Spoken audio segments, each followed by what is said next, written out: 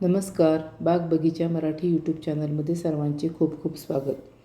आजच्या व्हिडिओमध्ये आपण बघणार आहोत गुलाबाच्या रोपाची रिपोर्टिंग कशी करायची. नर्सरीमधनं जे आपण गुलाबाचं रोप घेऊन येतो तर ते लाल मातीमध्ये असते आणि ती लाल माती खूप पटकन वाळते. आणि हे माझं झाड बघा, लाल मातीमध्ये लावलेलं झाड आहे आणि 2 दिवस ह्याच्याकडे दुर्लक्ष काय झालं, माझं पाणी टाकायचं राहिलं आणि अक्षरशः झाड एवढं खराब झालं. त्यामुळे मला आता ह्या झाडाची तातडीने आज रिपोर्टिंग करायची. तर त्याच्यासाठी काय काय लागणार आहे, माती कशी तयार करायची ते आपण सगळं बघणार आहोत. त्यासाठी व्हिडिओ शेवटपर्यंत बघा. तर त्याच्यासाठी मी ही मोठी 10 इंचाची कुंडी घेतलेली आहे. तुम्ही 8 ते 10 इंचाची कुंडी घेऊ शकता रोपाच्या साईजप्रमाणे. कुंडीला छिद्र असणं आवश्यक आहे. आता माती कशी तयार करायची ते बघू. आता ही माझी कुंडीतली माती, ही मी 50% माती घेतलेली आहे आणि ह्या मातीमध्ये ऑलरेडी वाळू पण आहे. तर तुमच्याकडं मातीमध्ये वाळू नसेल तर तुम्ही 10% वाळू मिक्स करा. आणि त्याच्यानंतर मी इथे 20% कोकोपीट घेतलेलं आहे आणि 30% मी इथे गांडूळ खत घेतलेलं आहे. गांडूळ खत गुलाबासाठी खूप चांगलं आहे, म्हणजे चांगले रिझल्ट मिळतात गांडूळ खतामुळे. त्याच्यामध्ये सगळेच पोषक घटक असतात, NPK बरोबर इतरही घटक असतात त्याच्यामध्ये.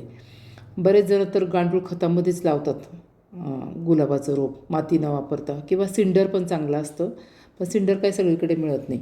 आणि आता उन्हाळा येतो आहे त्यामुळं कोकोपीट पण तुम्ही नक्की वापरा.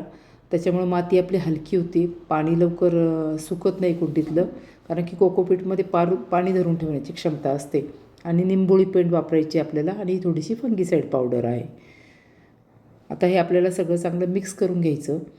एक गोष्ट नेहमी लक्षात ठेवायची, गुलाब हे खूप खादाड झाड आहे, त्याला खूप खाऊ लागतो, म्हणजे खायला खूप लागतं, खतं भरपूर लागतात. त्यासाठी माती तयार करताना तुम्ही सुरुवातीला कमीत कमी 30% खत घाला. 100%पैकी 50% मी इथं तुम्हाला माती सांगितली, 30% खत आणि 20% कोकोपीट असं मी घेतलेलं आहे. आणि जर तुमच्या मातीमध्ये वाळू नसेल ना तर 10% कोकोपीट आणि 10% वाळू घ्या तुम्ही, असं मिश्रणाचे प्रमाण घ्यायचं. आता ही माती अगदी छान तयार होईल आपली भुरभुरीत अशी. तर याच्यामध्ये रोप लावण्यासाठी आपल्याला कुंडीमधून रोप काढून घ्यायचं आणि ह्या कुंडीमध्ये कुंडी कशी भरायची ते आपण बघू. तर कुंडीला जे छिद्र असतात ना, होल, त्याच्यावर आपल्याला खापराचे तुकडे ठेवून घ्यायचे, म्हणजे आपली माती त्याच्यामधनं वाहून जाणार नाही.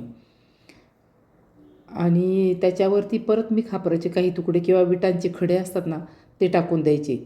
म्हणजे खालचा एक लेअर आहे तुम्ही विटाच्या तुकड्यांचा वगैरे टाका. आणि त्याच्यावरती काही पण वाळलेला पालापाचोळा टाका थोडासा. माझ्याकडे हे भुईमुगाच्या शेंगांचे टरफलं आहेत सुकलेले, ते मी टाकलेले.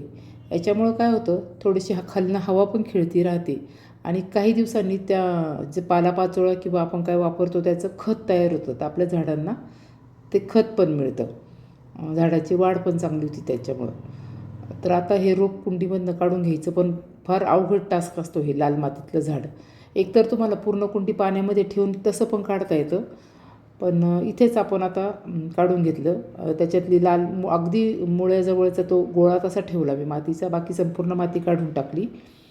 आणि कुंडीमध्ये बरोबर अगदी मध्यभागी रोप ठेवून घ्यायचं आणि आपण जी तयार केलेली माती आहे ती व्यवस्थित दाबून भरायची. गुलाबाची कुंडी एकदा रोप लावून झालं ना की आपल्याला उन्हामध्ये ठेवायची.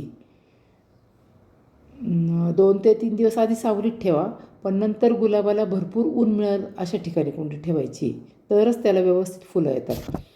आता आपली रोप लावून झालं. आता त्याला पाणी घालताना काय करायचं आहे, आपण हे ह्युमिक ॲसिड आहे, हे काळ्या कलरचं ह्युमिक ॲसिड आहे, त्याचं पाणी आपण त्याला देणार आहोत. कारण की रिपोर्टिंगच्या दरम्यान आपले मुळं वगैरे डिस्टर्ब झालेले आहेत. तर ह्युमिक ॲसिड त्याच्या मुळांसाठी खूप चांगलं असतं. हे जो ट्रान्सप्लांट शॉक असतो ना त्याच्यापासून आपल्या झाडाला वाचवतं ते. त्याच्यासाठी तुमच्याकडे ह्युमिक ॲसिड असेल ना तर तुम्ही त्याचा नक्की वापर करत जा. कुठल्याही झाडाच्या रिपोर्टिंगनंतर तुम्ही ह्युमिक ॲसिड वापरा. आता 2 ते 3 दिवस हे झाड आपल्याला सावलीत ठेवायचं आहे, पण नंतर मात्र त्याला 5 ते 6 तास ऊन जिथे येत असेल ना तुमच्या गॅलरीत किंवा तुमच्या टेरेसवर, तिथे तुम्हाला झाड ठेवायचं आहे. आता आपण या झाडाची थोडीशी साफसफाई करून घेऊ, म्हणजे जे वाळलेले पानं आहेत, काड्या आहेत ना ते काढून टाकू. तर थोडीशी उंची पण मी याची कमी करणार आहे, कारण की वरचे शेंडे वाळले आहेत त्याचे. तर असं सगळे वाळलेले पानं वगैरे काढून टाकायचे. आणि आता आपलं झाड ह्याची रिपोर्टिंग झालेली आहे. तर अशा प्रकारे माती तयार करून जर तुम्ही झाडाची रिपोर्टिंग केली तर तुमच्या झाडाची छान वाढ होईल. कसा वाटला व्हिडिओ? आवडला असेल तर नक्की लाईक करा.